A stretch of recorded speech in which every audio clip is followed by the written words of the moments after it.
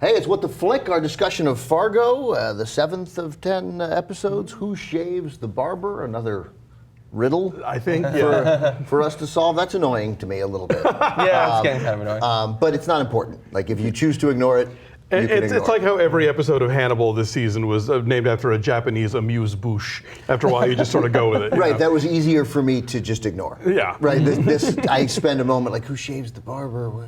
So, okay, yeah. So, then, I miss Seinfeld, like the one with the barber. Right. The That one with Friends. the monkey. That was Friends. I think They didn't do Seinfeld, Seinfeld as well? I think Seinfeld may have done it anyway. But Anyway. no, I don't think so. I No, think it was Friends. But it's Friends is the one that definitely. there you did. That's so after the carnage of last week, this was a sort of first of all, right? It was a little bit of a regroup, and Molly's okay. Molly's okay, and as I suspect, like you couldn't do it. As I said last week, I don't think you could kill her. I just don't. I don't think that was, and they didn't even mess around. Like there wasn't, other than the open where you see poor Colin Hanks holding his head in his hands in the hospital.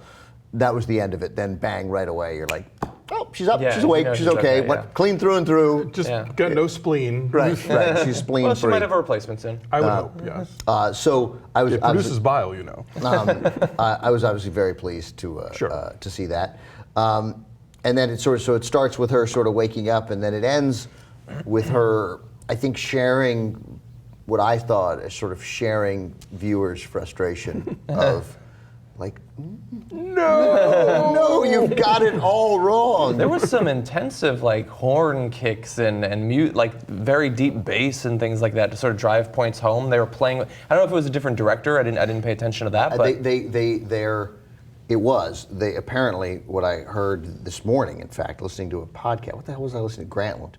I heard like just a couple minutes of it, but I got enough to know that they've gone 2-2-2-2. So they're like 5 directors, and they're doing 2 episodes each. That makes sense. Yeah, but the way they were playing with music and things like that it felt very different than previous episodes. What I find really interesting about this show is how they play with your empathy a lot. You know, we like Molly, we want her to solve the crime. We still kind of root for Lester, even though he's terrible. Kind of. I mean, there's a little bit of pleasure of watching him get away with it up till now. We know eventually, presumably, he's not going to get away with it, and most of you doesn't want him to get away with it, but a little bit of you is still like, Yeah. Right, you want him to get away with it as long as, in the process of getting away with it, he doesn't kill anyone you like. sure. Right, we don't want to see Colin Hanks killed by him. You don't want to see Molly killed by him. I presume he would have shot Molly, but interesting that he didn't. Like, you know, he saw her, and then he... Oh, you're talking about Malvo. Yeah, Malvo, yeah, and then he... what did I say? I was talking about Lester. Oh, Yeah. sorry, yeah. Malvo, less so, but still a little bit. Right. Yes. I'm more interested in Malvo getting away with it than Lester. It's hard to say that. I feel like he could have shot her there if he wanted to. She turned away, fired at Wrench. Yeah. Malvo could have easily killed her Yeah, during that time. no, he definitely could have. He He's an didn't. enigma. Yeah. He didn't. Right, that's all. Yeah. It's just significant Yeah, that and he didn't it's shoot like, her. and as long as Malvo's killing people like Hess and the Fargo people, it's like, yeah, okay, sure, Yeah. why not? Right, and right. That was a very interesting scene. Let's get to Lester in a sec, but that was an incredibly well done scene. Like they spared us some carnage. You know, They gave us a little at Right. the end. Yeah. with the guy coming out the window. And then the shots being fired. Right, you but can I mean, see, obviously that could have been a horrific scene, but I guess in this you also have to be careful in the climate we're in. Even though it's a mob workplace, it is still a gunman In the workplace. workplace going through and killing people. And you're hearing the screams that people yell, whether they're mobsters or not. Sure. And secretaries and, you know. I was reminded of a Turner Classic Movies favorite, Babyface, where we see the movie represents Barbara Stanwyck's rise up the company by shooting the outside of the building. By the outside of the building. That's so right. following his progress, I was reminded of that. The elevator down there, the elevator's there. What's Yeah. the coke? That's right. That's a good call. I didn't see that. I have to say, I thought that scene was interesting. I don't know that I like the direction they've taken Malvo in. Or I should say, so he's an assassin, but now he's become sort of this like X-Men-esque assassin spy ninja. I mean, the reason they didn't show the interior of the building. He has a very specific set of skills. Apparently. I think the reason they didn't show it is because there's no way that he could have done that against all of those people, many of which were probably armed with weapons. I think it's interesting that they've decided to take him in the direction, like you have like in No Country for Old Men. He operates in the shadows, he's very discreet. Malvo's sort of trait as an assassin seems to be that he's just bold. He goes into a building, he kills people, he walks out. I'm going to disagree because I think he and Anton almost. I think they're clearly drawn from the. There's no question they're They were thinking of influenced And they by- go to the same hair guy, Right, for sure. right, that's right. But that's true. But he does operate in the shadows. Like they have this very weird way we learned where you contact him. We don't know where he's from or where he lives. And keep in mind, he extracted that information about that building either by killing that guy. Ambulance or hearse, we don't know. Ambulance or hearse. So he got that information. Like theoretically, no one knows about that building. Like that was a revealed piece of information. And he went in there with Wrench's massive frickin' gun. bazooka. Well, Right, the with- FBI knew about it, obviously, since Key and Peele were parked out That's front. true. That's right. But I wonder that was though. wild. Yeah. So as I said, there's two buildings though that he just walked out of after killing people. That's how true. could his career possibly last this long? Like, That's true, and that was largely true of Anton. Also, I mean, he never ran. He just That's wasn't. true. He just suddenly wasn't there. yeah. He was the man who wasn't there. So I think there are similarities. They may strain the credulity. Oh, which was Billy Bob Thornton, you're blowing my mind. Right. That's, Okay, I thought it was going to get a little bit Good more. one. Thank It you. took me a second. Yeah. Not familiar. It's a Coen Brothers. Is that the movie. Kevin Bacon movie where he turns invisible? I'm going to hit you. Yeah. Both classics. So Steve Guttenberg, actually. So they may strain the credulity a little bit thinking of Hollow more Man. here Oh, that one too. that he isn't that he's able to just sort of walk away from this. But like if there's ever a part of the country where you figure you have a couple minutes after a shooting where maybe you can get away with. I mean, cops may take a while to get places just because they're spread out. I don't know. Yeah. I'm not impugning the Fargo and Duluth police departments, but Well, I mean, was it last week where you basically get the entire Bemidji police department to show up, thinking that the trainer has a gun pointed at the door, and then you're able to sort of distract them from everything else. It doesn't. They've only got so many hands on deck, right. But of course, and we also look. It's not going to work forever. Yeah. Yeah. And it's interesting. Like I don't know that he would have. It's interesting that he chose this route to take too. That he was like that he didn't. He doesn't run. He doesn't hide. He just goes in and there's the gun. Walks by the FBI. Yeah, he waited though. He listened. They were. What were they involved with at that point? What conversation did they? Oh, get? about yelling at a glass of water. Oh yeah. And Fast food. Right. Exactly. Yeah. And of course I didn't recognize them as Key and Peele right away. I'm like, why do I know those guys? Because who are those actors? Who are those actors? And then when they got out of the car, I was like, holy shit. How great is Molly's Homeland moment? With the markers and the... Oh, right, yeah. Oh yeah. Also her, right, because Homeland True Detective, Yes. like sort of writing. Everybody loves a chart. Everybody loves their sort of crime flow chart. And we should bear in mind that she left that there, apparently. I mean, it's possible that maybe Malvo goes to the hospital to finish off Yes. Wrench and sees it there, sees that True. she's onto him. Okay, I remain convinced now, especially Wrench and Numbers were lovers, and I'm just I'm going to seems go like with that's that the case. because Yeah, the way he turned away, getting that news. Yeah. that's how you make that man cry. That's right. Yeah. So prison doesn't scare him, but the loss of the person he loves may.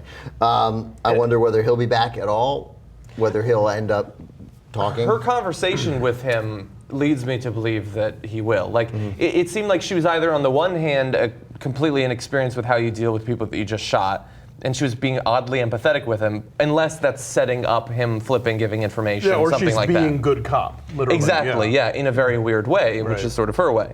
And nice. that would lead you to believe he would come back. Yeah, especially if he can become convinced that the guy that Malvo killed Numbers and that. Right. Which she didn't make clear in that scene, which I thought And was odd. she could be like, I have no interest. Like you're down for the count here. You tried to shoot a law enforcement officer. You're going to jail for the rest of your life. Right, yeah. but I'm not gonna anything you say here. Just tell me how you came about this. Because of course she keeps thinking they got the information from Lester, and it's going to turn out that there's a spy at the police station that the Fargo mob is forgot involved about with. that. So not that that's a big Well, plot no, point. Lester did tell them where Malvo was.